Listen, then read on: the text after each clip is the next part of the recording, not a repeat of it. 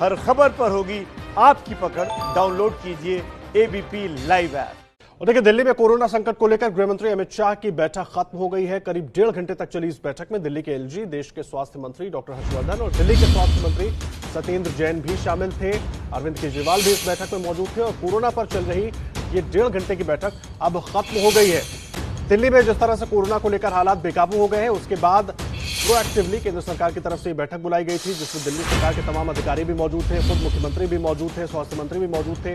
और क्या कुछ कदम उठाए जाएंगे, क्या कुछ इस बैठक में हुआ है, जानकारी देने के लिए हमारे साथ नीरज पांडे जुड़ गए इस वक्त हमारे संवाददाता। नीरज, क्या मिल रही है पूरी जानकारी, अपडेट क्या मिल रहा है? इस बैठक खत्म हो गई है, उसके बाद आदर्श मैं आपको बता दूं, बैठक तो खत्म हो गई है, अधिकारियों के निकलने का सिलसिला शुरू हो गया है। बताया जा रहा है जो अंदर बातचीत हुई तो डिटेल में प्रेजेंटेशन दिया, दिल्ली सरकार के चीफ सेक्रेटरी ने भी, हेल्थ मिनिस्टर ने भी डिटेल में जानकारी दी गृह मंत्री की बैठक में। इसके अलावा केंद्रीय हेल्थ सेक्रेटरी ने भी एक प्रेजेंटेशन, गुलेरिया की तरफ से भी, जो रणदीप गुलेरिया हैं जो एम्स के डायरेक्टर, उनकी तरफ से भी कुछ बातें सामने आई।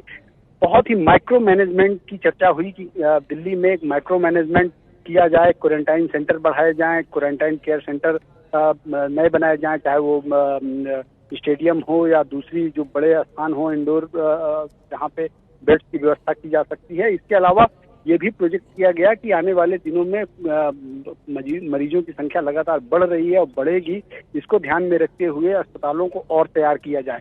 फिलहाल ये एक कह सकते हैं कि जो तैयारियों की बैठक, तैयारियों का जो प्लान है उसकी ये पहली चरण है। दूसरे चरण जो शाम को 5 बजे की जो बैठक होगी उसमें बहुत कुछ तय होगा, क्योंकि एमसीडी का बहुत बड़ा हिस्सा दिल्ली में आता है और एमसीडी के पास बहुत बड़ा इंफ्रास्ट्रक्चर है।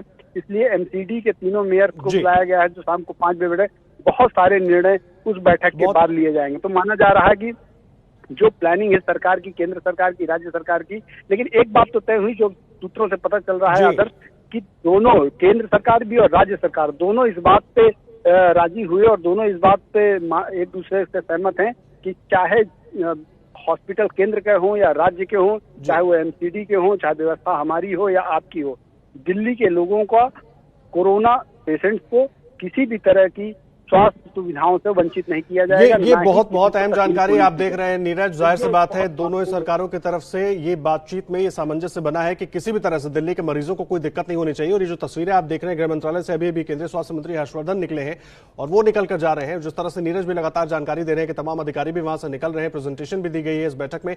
और मुख्य ये रहा है कि कोशिश माइक्रो मैनेजमेंट लेवल पर जाकर काम किया जाए ताकि लोगों की दिक्कतें खत्म हो। नजर बनाकर रखिए नीरज, आगे भी आपसे जानकारी लेंगे।